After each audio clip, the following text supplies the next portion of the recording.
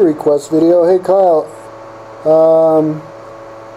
should modern video games be considered art, whether it's a graphical piece of art or the story, etc.? How is painting different from a beautifully made live scene in a video game nowadays?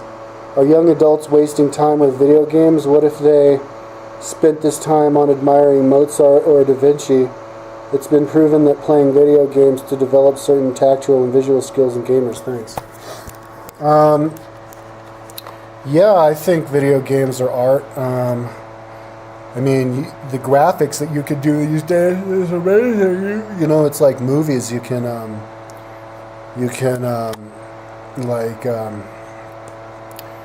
create all kinds of scenes and stuff.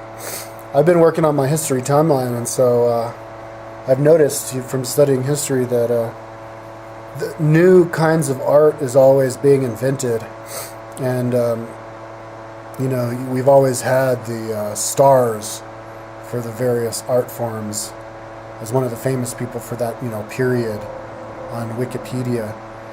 In the 1700s, it was engravers, like in the 15 and 1600s, it was painters, and what else?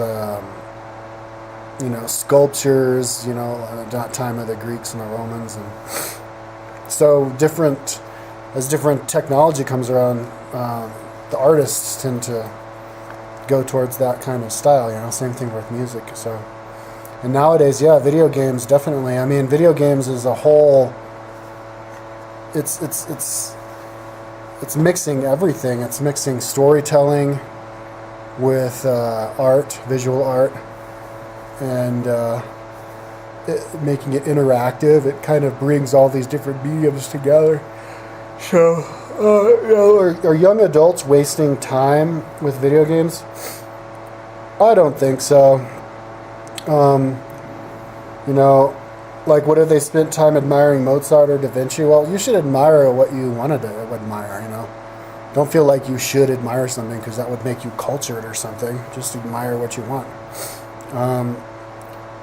But I think people should try to study history. And if you study history, then you would study, if you were to study the history of video games and that art, the legacy of that would be Mozart and Da Vinci and all these other artists from times gone past. If Mozart and Da Vinci lived today, they'd be all over the video games. I think that stuff is, is brilliant. And you heard video games develop certain tactical and visual skills. Yeah, I've noticed. I was playing video games a lot with my roommate back in 2007, 2008, 2009. And what was it? Halo and Call of Duty, and even got cars and it's very a lot of planning. I mean, it's same skills as you would playing Capture the Flag and strategy and all that stuff, and it does exercise your brain in a great way, and it's really fun. But I think people can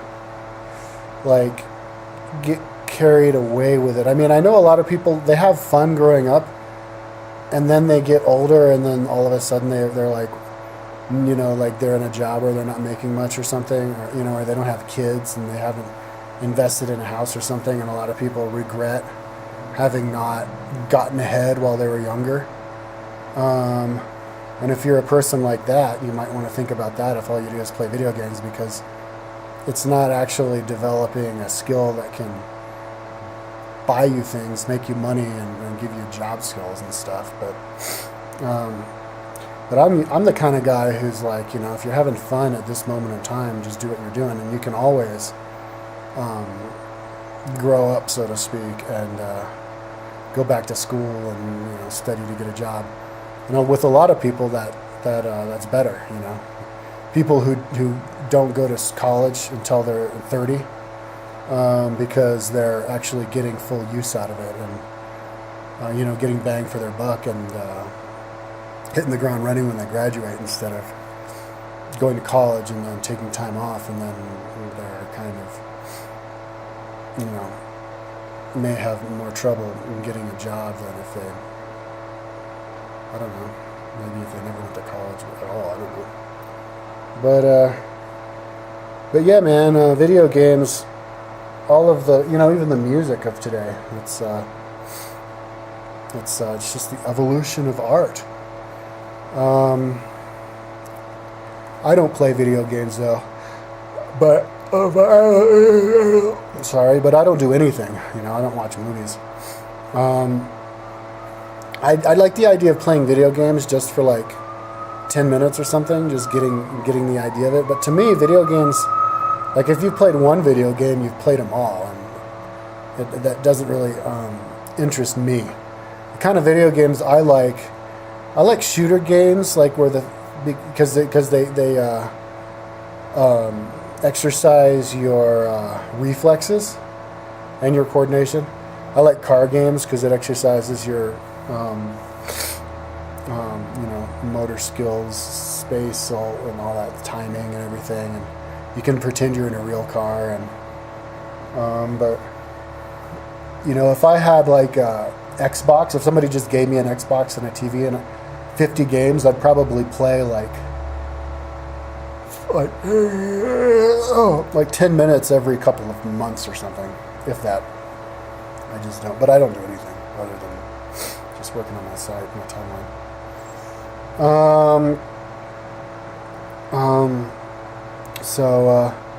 Yeah, there's a lot you can do. I mean, with all the technology, there's so much you can do with video games. I'd love to have this video game, and I'd play it a lot. And I think they may even have something similar to it, Rome Total War. I think it's a computer game, but I'd like a video game that has really great graphics this would be totally awesome. And I think this is video games of the future that recreate real historical battles, and you can act as the general and